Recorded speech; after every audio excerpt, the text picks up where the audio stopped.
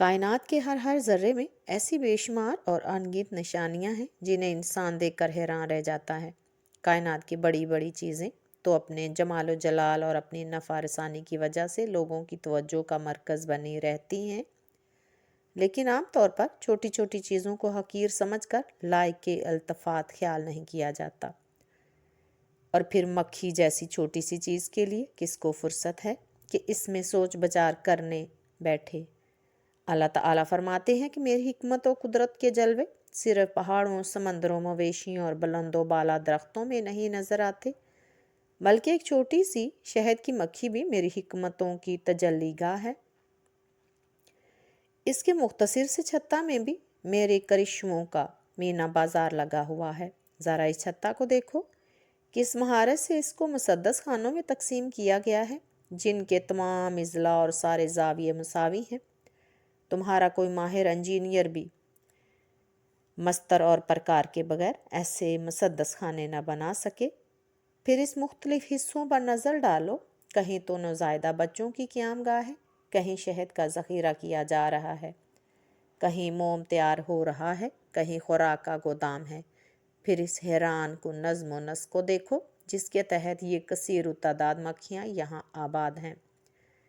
کسی متمدن ملک کی بہترین تربیت یافتہ فوج بھی ان کا مقابلہ نہیں کر سکتی۔ ان میں ایک مکھی سب کی سردار ہے، دوسری مکھیاں اس کی فرما بردار ہیں اور اس کے حکم بجا لانے میں ذرا کوتاہی نہیں کرتی۔ بعض خوراک لانے کے لیے متعین ہیں، بعض پہرہ دار ہیں، کیا مجال کوئی اجنبی اندر قدم بھی رکھ سکے۔ جو خوراک لانے پر مقرر ہیں وہ اپنے چھتا سے دور دراز مقامات پر اڑ کر جاتی ہیں اور وہاں سے مختلف پھلوں، کلیوں، کونپلوں اور پتوں کا رس دن میں چوستی رہتی ہیں۔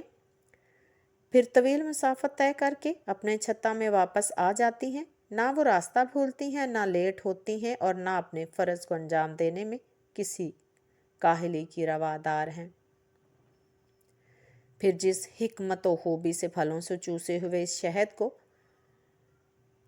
اس رس کو شہد بنانے کا عمل تکمیل پاتا ہے، وہ اتنا حیرت انگیز ہے کہ عقل دنگ رہ جاتی ہے۔